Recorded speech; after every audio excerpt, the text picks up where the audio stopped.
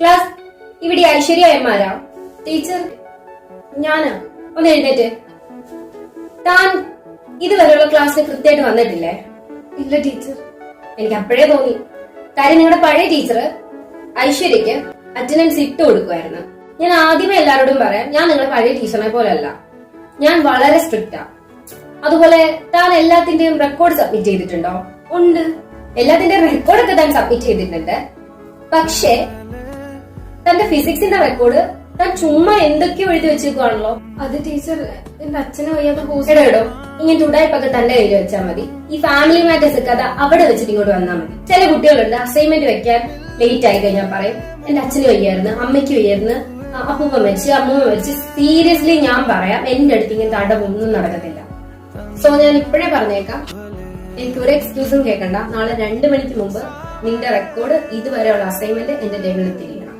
ഇല്ലെങ്കിൽ നിനക്ക് ഇന്റേണൽ മാർക്കിന്റെ നേരെ ഞാൻ ഒന്നുകൂടെ ആലോചിക്കും. അതുപോലെ തന്നെ നീ അടുത്ത ക്ലാസ്സിലോട്ട് പാസ് ആവണോ വേണ്ടയോന്നോ ഞാനൊന്ന് ആലോചിക്കും. സോ നാളെ 2 മണിക്ക് മുമ്പ് തന്റെ റെക്കോർഡ് അസൈൻമെന്റ് എല്ലാം എന്റെ ടേബിളിൽ വന്നിരിക്കണം. So sit down.